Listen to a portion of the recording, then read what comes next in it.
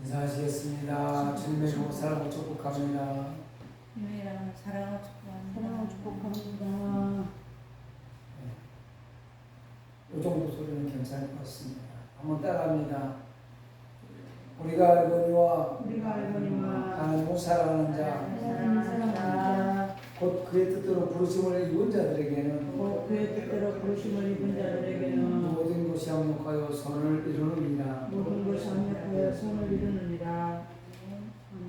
힘들고 어렵지만 우리의 발걸음이 닿는 곳에 합력하여 선을 이루는 자리가 되어서 많은 사람에게 생명을 줄 수 있는 저와 여러분의 신앙이 되기를 간절히 소망합니다.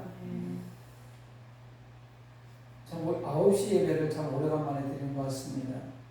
큰 교회 다닐 때는 7시, 9시, 11시, 1시, 3시, 5시, 또 7시 이렇게 많은 예배를 드렸었는데 어제 작은 교회 개척하고 나서 11시 예배만 드리다가 9시 예배를 드리려고 하니까 좀 리듬이 좀 이상한 것 같아요. 그런데 하나님께서 우리가 9시에 예배를 드리든 10시에 예배를 드리든 우리가 어느 장소에서 예배를 드리든 그 예배를 받으시는 줄 믿으시기 바랍니다. 오늘도 하나님께서는 저와 여러분의 예배를 숫자 보지 아니하시고 우리의 중심이 오직 하나님께 있으면 하나님께서 그 예배를 받으시고 저와 여러분의 큰 은혜와 원천과 사랑을 내려줄 줄 믿습니다.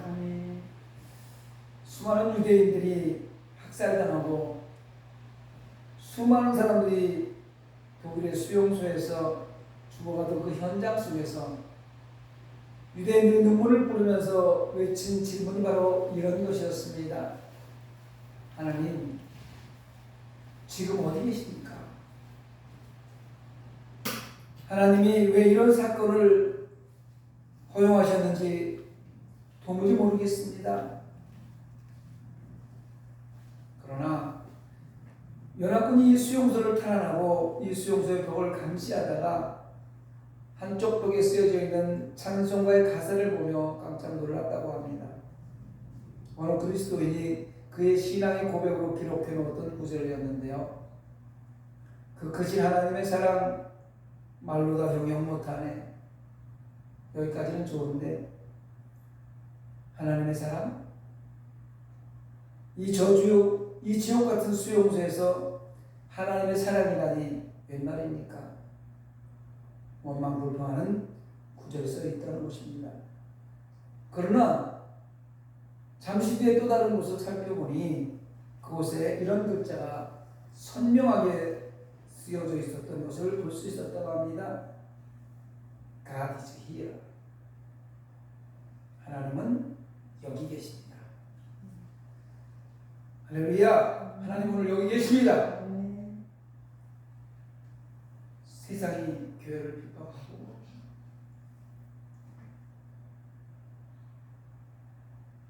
예배의 삶을 어렵게 만들어도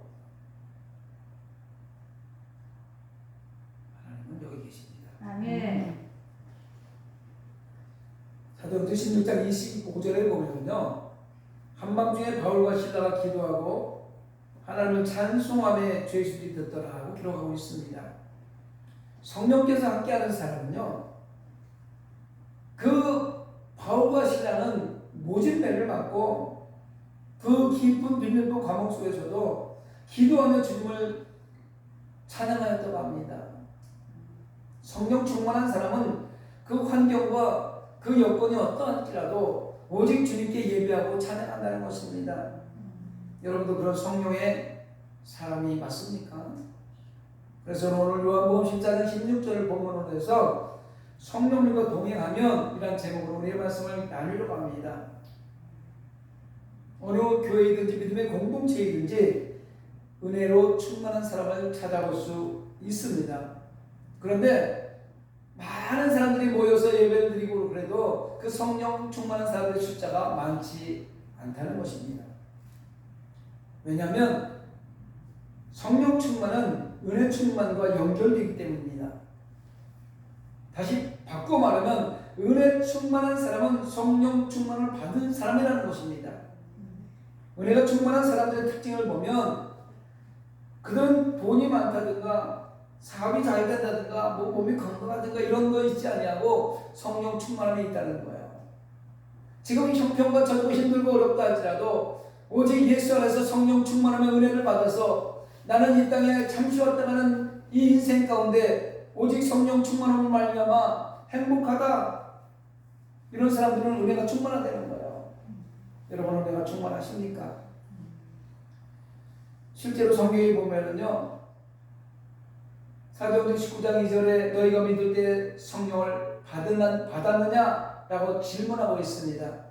그래서 우리는 때로는 가끔 나 스스로 나에게 조 목사 너 성령 받았냐? 질문해 봐야 됩니다. 하나님의 백성들이 수없이 많이 있지만 그 한 사람 한 사람 모두에게 하나님 말씀하시는 거예요. 성령 받았냐? 또 에베소 5장 18절에 보면 오직 성령으로 충만을 받으라. 이건 명령입니다. 주의 백성들은 성령 충만을 받으라는 거예요. 명령을 수행하지 않으면 불복종하는 거잖아요. 하나님 말씀엔 복종해야 되는 겁니다. 순종을 넘어서 복종해야 되는 거예요. 그러면 성령을 받으라고 얘기했으면 성령을 받아야 되는 것입니다. 초대교회 7 집사로 선택받은 사람들을 뭐라고 얘기합니까? 그들의 공통점은 성령으로 충만했다. 이렇게 성경은 기록하고 있습니다. 성도가 믿고 구원 얻는 것만 만족해서는 안 되고 보혜사 성령님과 동행함으로 말미암아서 성령으로 충만해야 함을 보여주면서 성령 충만할 때에 은혜로 충만함으로 말미암아 하나님의 일을 하나님 맡겨준 사명을 원활히 잘 수행하고 감당할 수 있다는 것을 알 수 있게 해줍니다. 참 지극히 힘들고 어려운 시대가 그 시간들이 짧게 끝날 것 같았지만 벌써 2년의 시간을 지내고 있습니다. 여러분 힘들 수 있습니다. 그러나 이때에 성령님과 동행하는 신앙인들에 나타나는 현상이 어떤 것일까 한번 몇 가지 살펴보려고 합니다. 첫 번째, 성령님과 동행하면 은혜로 충만하게 채워주십니다. 따라합니다. 성령님과 동행하면 은혜가 충만하다. 요한복음 7장 38, 39절에 보면 예수님께서 나를 믿는 자는 성경에 이른 것 같이 그 배에서 생수의 강이 흘러나리라 이렇게 말씀하시고 있습니다. 그리고 사도 요한은 친절하게도 그 말씀에 주석을 달아주셨는데 이는 그를 믿는 자들이 바로 성령을 가르쳐 말씀하신 것이다. 이렇게 주석을 달아주셨어요. 다시 말하면 성경에 이른 것 같이 그 배에 생수의 강이 흘러나리라 이 말은 성령을 주겠다. 성령의 흘러넘침이 너희들에게 임할 것이다. 이렇게 지금 이야기해 주는 거예요. 누구를 믿는 자는? 예수님을 믿는 자는. 사람들은 저마다 세상한 사람으로서 행복을 추구하며 살아갑니다. 행복해지고 싶지 않은 사람이 어디 있겠습니까? 또 행복을 주고 또 문제를 해결할 수 있는 길이 무엇일까? 한 가지씩 꼽아보라고 하면 어떤 사람은 돈만 있으면 된다고 합니다. 돈이면 세상 모든 것 다 해결된다고 합니다. 어떤 사람은 또 이렇게 얘기합니다. 권력만 있으면 된다고 합니다. 뺑만 있으면 된다는 거예요. 그러면 모든 게 다 끝난다는 겁니다. 또 어떤 사람은 야 돈도 권력도 필요 없어. 뭐니 해도 건강이 최고야. 건강만 있으면 된다고 얘기합니다. 그러나 하나님의 백성들에게는 돈도 명예도 권력도 건강도 아니고 오직 성령 충만을 받는 것입니다. 성령은 성도의 모든 문제의 해결자이시잖아요. 그런 현실적인 문제를 떠나서 성령님과 만약에 동행한다면 영원한 기쁨, 영원한 평안, 영원한 구원 그 행복을 제공해 주시기 때문에 우리는 성령님과 동행해야 되는 것입니다. 교회를 다니고 직분을 갖고 그럼에도 불구하고 성도들의 마음이 메말라 있습니다. 한 20여 년 전만 하더라도 교회 다니는 사람 마음은 참 촉촉한 것 같았어요. 작은 거지만 나눠주려고 그러고 힘들지만 그 힘듦을 서로 나누려고 그러고 이런 모습들이 보였는데 지금은 좀 힘든 사람이 가까이 오면 자기한테 기댈까봐 미리 방어막을 치고 힘든 사람이 더 힘들어져서 삶을 포기할 수밖에 없는 그런 상황이 와도 옆에서 살만 해도 뒤돌아보지 않고 바라보지도 않고 손을 내밀어 주지 않는 이런 모습이 성도들 가운데 얼마나 많이 있는지 몰라요. 옛날에는 가서 이렇게 만지면 사랑이 또 따뜻한 온기가 나왔는데 지금은 만지면은요 냉기와 함께 먼지만 펄펄 날립니다. 왜 그런 줄 아십니까? 은혜를 충만히 공급하지만 성령과 동행하지 못하고 눈에 보이는 현실 마음을 빼앗겨서 은혜 주시는 성령님을 멀리하기 때문에 그래요. 눈에 보이는 거 현실이 살기 힘든데 나도 살기 힘든데 내가 가지고 있는 이것까지 만약에 내가 남에게 빼앗기거나 남을 도와주고 나면 나는 어떻게 이렇게 내 것만 먼저 챙기다 보니 그 마음에 성령님이 좌정할 수 없습니다. 요한복음 7장 38절에 나를 믿는 자는 성경에 이룬 것 같이 그 배에 생수의 강이 흘러나오리라 예수님께서 말씀하셨습니다. 예수님이 말씀 속에서 성령의 은혜는 아무리 퍼올려도 메마르지 않는다는 거예요. 샘물은요 보면 볼수록 샘물이 나오는 거예요. 깊이 파고 계속 퍼올리면 퍼올릴수록 더 맑고 깨끗한 물이 제공됩니다. 샘과 같은 끝없는 은혜를 저와 여러분을 제공하시는 분이 예수님이십니다. 말씀입니다. 사실 비슷한 상황을 살아가면서 지금 여러분들 대한민국에 살아가는 많은 사람들 5천만이 넘는 이 많은 사람들이 좀 많이 갖고 적게 갖고 건강하고 덜 건강하고 좀 권력이 있고 없고 이 차이지 사실 비슷한 상황에서 살아가고 있는 거 아닙니까? 돈이 많다고 지금 코로나19에서 지금 벗어나 살고 있습니까? 권력이 있다고 이 팬데믹 상황에서 벗어나 있습니까? 다 비슷한 상황에서 살아가고 있습니다. 그런데 이런 비슷한 상황에 살아가고 있는 많은 사람들을 면면히 싹 살펴보면요 어떤 사람은 여유가 있고 마음이 풍성한 사람이 있는가 하면 또 같은 상황임에도 불구하고 마음이 허전하고 뭔가 급하고 강팍하고 분주한 사람들이 있습니다. 그것은 세상에 국한된 얘기가 아니라 믿음의 공동체 예수 믿는 하나님의 백성들도 같다는 거예요. 예수님은 뭐라고 그랬습니까? 길이요 진리요 생명이 되시는 예수님인데 그분을 믿는데 그런데도 말입니다. 그 차이는 예수 믿는 하나님의 백성들 중에서 한 사람은 따뜻하고 한 사람은 차가운 것은 성령의 있고 없음의 차이입니다. 베드로전서 1장 24절에 모든 육체는 불과 같고 그 모든 영광 불의 꽃과 같으니 풀은 마르고 꽃은 떨어지되 라고 말하고 있으며 시편 103편 15절에서도 인생은 그날의 풀과 같으며 그 영혼과 들의 꽃과 같도다 라고 시인은 말하고 있습니다. 여기 지금 꽃이 피어있고 아름다운 나무들이 있습니다.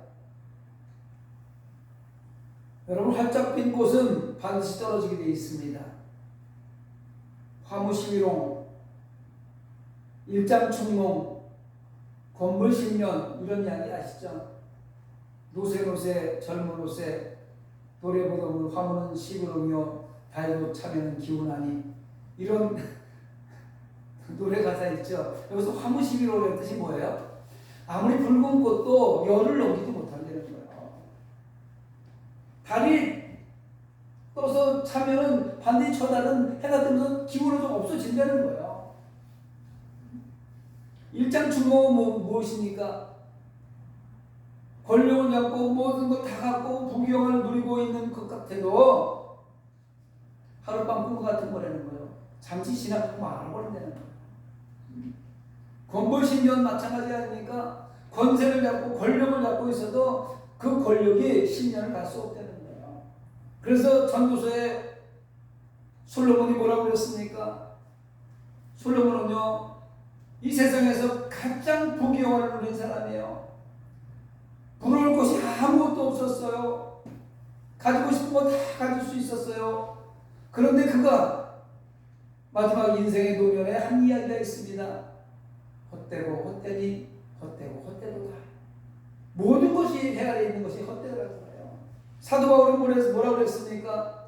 세상에 보이는 아무리 귀중한 것들이라도, 아무리 고귀한 것들이라도, 그것이 학문이 됐든 어떤 물건이 됐든 어떤 형체가 있는 것이 됐든, 아무리 세상에서 많은 사람들이 부러워하는 것이 됐든 그것을 다 배설물로 여겼다고 얘기합니다. 이 말은 결국 시간이 되면 영화도 쇠하고 돈도 바닥나고 건강도 잃게 됩니다. 부귀도 영화도 시간이 지나면 모든 걸 상실해버리는 헛된 것들이라는 거예요. 이런 시간이 오면은 사실은 마음까지도 어려움에 처하잖아요. 사업을 하다가 망해보니까 아무것도 못할 것 같아요. 돈을 좀 펑펑 쓰다가 돈이 없으니까 다 잃어버린 것 같아요. 마음이 일단 먼저 아무것도 할 수 있는 마음이 안 되더라고요. 그러나 그런 것이 세상 방법이라면 성도는 마르지 않는 영원한 은혜를 제공하시는 성령님을 인정하고 환영하고 모셔들고 의지하고 따라가면 마음이 늘 풍성하고 몸은 건강하며 삶은 행복할 수 있습니다. 따라합니다. 성령님을 인정하고 환영하고 모셔드리고 의지하고 따라갑니다. 그 삶이 이루어지길 바랍니다. 두 번째로 육체의 소욕을 억제하고 성령의 열매를 맺게 하십니다. 한번 따라합니다. 성령과 동의하면 육체의 소욕을 억제하고 성령의 열매를 맺게 하신다. 우리가 말하지 않는 은혜의 샘이 되시는 성령과 동의하는 삶을 살아갈 때 가장 먼저 나타나는 삶의 모습은 육체 소욕의 억제입니다. 갈라디아서 5장 24절에 보니까 그리스도 예수의 사람들은 육체에 함께 그 정욕과 탕심을 십자가에 못 박았느라 이렇게 성경은 말하고 있습니다. 그리스도 예수의 사람이란 성령님과 동행해서 불같은 시험이라도 예수 안에서 복음 안에서 떠나지 않는 삶을 예수 안의 사람, 그리스도 예수의 사람 이렇게 얘기합니다. 갈라디아서 5장 24절에 그리스도 예수의 사람들은 이렇게 얘기하는 것이 그런 얘기예요. 육체의 정욕은 사실 선악과 사건 이후에 우리 인간은 영혼에 깊이 뿌리 박혀 있는 사건이 바로 이런 육체의 정욕입니다. 그래서 이것을 우리의 노력이나 우리가 열심으로 해서 우리의 지식으로나 권력이나 돈으로도 해결하고 사라지게 할 수도 있는 것이 아닙니다. 여러분 한번 생각해 보시기 바랍니다. 예수 믿는 하나님의 백성들을 할지라도 연초에 우리가 이런 결심을 하잖아요. 나한테 있는 잘못된 습관, 잘못된 버릇 이것을 고쳐보려고 올해는 내가 2월달까지 이런 버릇을 꼭 고쳐야 되겠다 하면서 작심을 하잖아요. 적어놓기도 하고 달력에다 표시하기도 하고. 그런데 뭐래요? 작심삼일. 아무리 인간이 노력을 하고 막 힘들고 하려고 해도 작심삼일이라는 결과를 가져오더라는 것입니다. 만약 우리가 노력하는 행위로 우리가 노력을 해서 모든 것들이 이루어지고 구원까지 노력을 해서 받을 수 있었다고 한다면 예수님께서 십자가 지실 필요가 없었습니다. 우리 인간의 노력으로 구원을 받을 수 있으니까. 우리의 행위로는 아무것도 할 수 없지만 성령이 우리 안에 좌정하시면 성령은 철저히 우리의 육체의 소욕을 억제시켜 주십니다. 갈라디아서 5장 16절 17절에 나오는 얘기예요. 또한 성령으로 동행하는 삶은 거룩한 열매를 맺게 하십니다. 시편 1편 3편에 시냇가에 심은 나무가 저를 따라 열매를 맺으며 라고 기록하고 있습니다. 성도가 성령의 깊이 뿌리를 내리고 살 때 나타나는 특징, 성령의 거룩한 열매를 맺는다는 것입니다. 여기에 주의해야 할 것, 나무가 시냇가에 심겨졌다고 심겨지는 그 순간부터 열매를 맺는 게 아니라는 것입니다. 여기 보면 철을 따라, 이 철을 따라라는 것은 계절을 따라라고 얘기하는 것이 아니라 시간이 되어서 열매를 맺는다 이런 뜻인 거예요. 성도 역시 마찬가지입니다. 성령으로 충분하다고 해서 바로 거룩한 열매를 맺는 것이 아니고 충분한 수분을 흡수하고 가지를 내고 잎을 내고 꽃을 피우는 어느 정도 기간을 거치며 열매를 맺는 것처럼 성도들도 하나님의 백성들도 나와서 하나님의 일꾼으로서 열매를 맺어져가고 우리의 삶 가운데 믿음의 열매가 맺어지려면 말씀도 배우고 기도도 하고 예배에 참석하고 이런 시간이 거쳐져야 열매가 맺어진다는 거예요. 성도들이 오자마자 열매를 맺기를 바라면 잘못된 것이죠. 바울은 갈라디아서 5장 22, 23절에 성령의 9가지 열매를 이렇게 얘기하죠. 오직 성령의 열매는 사랑과 희락과 화평과 참과 자비와 영성과 충성과 온유와 절제니 같은 것을 금지할 법이 없느니라. 성령께서 하는 일이기 때문에 성령 안에 있는 사람들이 맺는 이 9가지 열매는 그 누구도 막을 수가 없다. 이런 뜻이에요. 누구도 금할 수가 없어요. 우리가 모두 성령으로 동행하는 삶을 살아내면 육체의 정욕과 악모의 정욕과 이세의 자랑을 억제할 수 있는 십자가의 목 버리고 나서 9가지 열매를 맺을 수 있는 은혜가 임한다는 거예요. 성령이 충만한 사람은요, 세상 유혹에도 미혹에도 버틸 수 있고 그 버틴 삶 가운데서 사도 바울이 말하는 9가지 열매를 맺어나갈 수 있다는 것입니다. 세 번째로 성령님과 동행하면 다양한 은사와 독특한 은사를 주십니다. 따라합니다. 성령님과 동행하면 다양한 은사도 주고 독특한 은사도 주신다. 고린도전서 12장 4절에 보면은요, 은사는 여러 가지나 성령은 같고라고 말합니다. 성경은 교회에 다양한 은사를 주신다 이렇게 말하고 있는 거예요. 교회에 보면은요, 우리 교회는 각 부서가 아직 인원이 많지 않아서 정해지지 않았습니다만은 큰 교회를 보면 찬양 잘하는 사람, 또 교통봉사 잘하는 사람, 헌금봉사 잘하는 사람, 안내봉사는 항상 미소 지으면서 처음에 들어오는 사람들에게 기쁨을 주고 행복하고 안정감을 주는 사람, 그런 사람들이 다 각자 있을 자리에서 봉사하는 모습을 볼 수 있습니다. 그런데 이런 사람들을 만약에 돈 주고 고용한다고 그런다면 엄청난 돈이 들어갈 것 같아요. 각자의 재능대로 사람들을 고용을 해서 돈을 준다고 한다면 재정이 엄청나게 필요할 것 같습니다. 그런데 성령님께서는요, 하나님 믿는 하나님의 백성들에게 각각의 맞는 은사를 다 주셨습니다. 그래서 실제로 좀 교회가 중형교회만 되면요, 교회에서 하고 싶은 거 다 할 수 있어요. 별별 사람 다 있습니다. 겉모습만 봐서 우리 유영진 집사님이 유성 초음파로 기계를 만들고 막 이런 걸 누가 할 수 있겠어요? 그 재능이 기가 막히잖아요.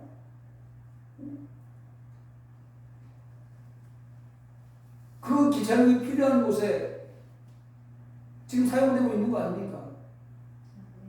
군대에서도 보면은요, 김장철에 김장을 해가지고 묻어야 되는데 김장 또 덮는 그 지푸라기로 짜는 거 있죠. 그 요즘 사람들 짜는 사람 별로 없어요. 우리 시대에도 짜는 사람 없었어요. 우리 할아버지, 아버지 시대만 그 김장 또 닦는 거 지푸로 짜는 거 할 수 있었어요. 저도 할 줄 몰라요. 그런데 그런 사람 다 있더라고요. 네, 그거 있더라고요. 할 줄 알아요. 네, 할 줄 아는 사람이 있더라고요. 그리고 비가 오고 나서 도랑이 다 망가지면 돌 잘 쌓는 사람이 또 있더라고요. 그 군인들 중에서 각자 다양한 재능들이 다 가지고 있더라고요. 그래서 군대 가면 못할 거 없듯이 믿음의 공동체 안에 보면요, 어느 정도 인원만 있으면 못할 게 없이 다 할 수 있어요. 제가 호각은 잘 불어요. 호루라기를 군대 있을 때 이렇게 막 달리기 하면서 옆에서 호루라기를 부르면서. 그래서 교통봉사를 제가 오래 했는데 나중에 저보다 호각은 더 잘 부는 사람이 같더라고요. 누군가 봤더니 헌병대 출신이야. 헌병들은 호각 잘 부잖아요. 교통정리하면서. 그래서 인수인계 됐어요. 그 사람한테 10년 만에. 재능이 있는 사람이 각자 다 있더라고요. 호루라기 잘 부는 사람 교통봉사하면 돼요. 반찬 잘 만들어서 식당에 들어가면 됩니다. 다른 사람에게 미소를 주면서 편안을 주는 사람 안내하면 돼요. 계산 잘하는 사람은 헌금 봉사하면 됩니다. 별별 사람 다 있습니다. 이런 사실을 보면서 성령과 동행하는 교회들을 얼마나 사랑하는가에 대해 증거하는 표적이에요. 성령님과 동행하는 교회들, 성령님의 사랑을 받는 그 교회들을 보면요, 각자 위치에서 맡은 걸 다 해요. 그런데 한 가지 문제점이 있다고 한다면 자기 범위를 벗어나면 안 된다는 거야. 반찬 잘하는 사람이 지가 안내도 하고 싶고 돈도 계수하고 싶고 막 이래서 그 사람은 반찬만 잘하는데 계산이 틀려버리잖아요. 계산을 못하니까. 자기가 잘하는 거 있으면 그 잘하는 자리에서 자리 이탈하지 말고 자기의 사명을 잘 감당하는 거 중요한 것입니다. 이처럼 다양한 은사와 함께 독특한 은사도 허락하시고 내려주시는데 고린도서 12장 11절에 보니까 이 모든 일은 같은 한 성령이 행하사 그의 뜻대로 각 사람에게 나눠주시는 것이니라. 어떻게 해요? 각 사람에게. 금방 말씀드렸다시피 어떤 사람에게는 이런 은사를, 저런 사람은 저런 은사를 다 주는데 독특한 은사를 각자에게 주기 때문에 각자의 맡은 일을 알아서 그 자리에서 하려는 거예요. 그 전체를 놓고 볼 때는 다양한 은사들이 개인적으로 놓고 볼 때는 매우 독특한 은사들이 다 있다라는 거예요. 이것은 성령께서 성도의 각 개인의 주관에 따라서, 개성에 따라서, 자질에 따라서, 성격에 따라서, 처지에 따라서 다 존중한다는 거예요. 당신은 지금 형편과 처지가 이 자리가 딱 맞으니까 이 자리에서 봉사해요. 이게 성령님이 주시는 거예요. 사실은요. 다 처지에 따라서 해. 자리 맞춰주는 거예요. 그러므로 은사를 받은 성도는요, 하나님께서 각 사람에게 나눠주신 믿음의 분량대로 또는 믿음의 분수대로 생각하고 행하고 봉사하는 것이 필요합니다. 교회에서 다툼이 일어날 때 보면요, 성가대장 하는 사람이 교육위원장도 하고 싶고 막 이래서 막 두 개를 한다고 할 때 보면 싸움이 일어나더라고요. 다툼이 일어나더라고요. 각자의 맡겨진 분량대로 하려는 거예요. 또 믿음의 분수대로 나눠주신 믿음의 분량이 뭐예요? 그 사람의 재능이라는 거예요. 그 사람이 할 수 있는 거라는 거예요. 은사대로 봉사하지 않는 것은 잘못이지만 은사에 넘치게 하려는 것도 큰 잘못입니다. 분수대로 하려는 거예요. 분수대로 안 하면 싸움이 일어나요. 내가 이 정도까지 했는데 하면서 자기 자랑을 하게 되잖아요. 할 수 있는 만큼 하려는 겁니다. 모든 것을 품위 있게 하고 질서 있게 하라. 성도는요, 성령께서 값없이 은혜를 준 자신의 은사와 분량과 질서를 파악하는 일이 필요합니다. 그렇다면 오늘 나에게 주어진 하나님의 은사는 무엇이고 내가 지금 해야 될 일은 무엇인가 한번 생각해 보시기 바랍니다. 사랑하는 성도 여러분, 보혜사 성령님께서 예수께서 승천하심으로 오셨습니다. 성령은 예수님을 대신해서 은혜를 끼치고 은혜를 보존하는 일을 하십니다. 그러므로 이름이 뭐예요? 성령의 이름이 오늘 16절에 보혜사를 너희에게 주사. 보혜사라고 합니다. 보혜사. 헬라어로 파라클레토스라고 해요. 문자적으로는 도움을 베풀기 위해 곁으로 부름을 받은 자. 힘들고 어려운 상황에 처해 있는 사람을 도와주기 위해서 옆에 있는 사람, 이걸 보혜사라고 부르는 거예요. 그리고 그때 당시에 헬라 시대에는 변호사, 법적으로 어려운 당한 사람을 도와주는 이런 법조인, 이런 사람을 보혜사 이렇게 불렀었어요. 성경적으로는 뭐냐? 보혜사라는 뜻이 위로자, 중보자, 돕는 자, 상담자, 탄원자, 이런 의미를 가지고 있습니다. 오늘 본문에 보면 보혜사 성령님은 성도와 함께 영원히 함께 하실 거라고 예수님께서 친히 말씀하셨습니다.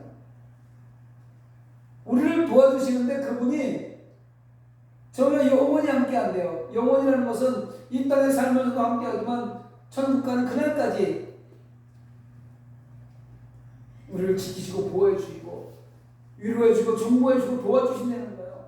힘들고 어려울 때 성령님 도와주세요. 힘들어요. 상담도 해주시고, 하나님 내가 지금 너무 힘들고 어려워요. 바로 성령님께서 그 보혜사님께서 그 탄원서를 가지고 하나님께 막 가서, 하나님 우리 김미숙 권사가 이렇게 힘들대요. 좀 어떻게 해결되면 이 탄원서를 전달해 주는 역할을 하는 사람이 보혜사님이에요. 할렐루야. 오늘 본문의 보혜사 성령님은 성도 어떻게 해요? 영원히 함께 계신대요. 얼마나 감사해요. 예수 믿는 우리는 성령을 떠나 살 수 없습니다. 성령을 떠나 살아서도 안 됩니다. 물고기가 물을 떠나 살 수 없듯이 성도는 성령과 동행하지 않으면 살 수 없습니다. 이걸 바꿔 말하면 영원히 우리의 중보자가 되어주셔서 함께 해주는 성령이 없다면, 성령님과 동행하지 않는다면 이미 그는 교회에는 다니지만 성도가 아니라는 것입니다. 가짜라는 거죠. 우리 모두 내 안에 성령님이 동행하셔서 나의 삶을 이끌어줄 수 있도록 정결한 삶을 살아갑시다. 오늘도 성령님께서 철을 따라 은혜를 공급하시기를 원하십니다. 내 마음의 보좌를 성령님께 온전히 내어드림으로 생명의 성령의 법이 성취되어서 죄와 사망을 벌써 해방되는 성도가 되시기를 주님의 이름으로 축원합니다. 말씀을 생각하면서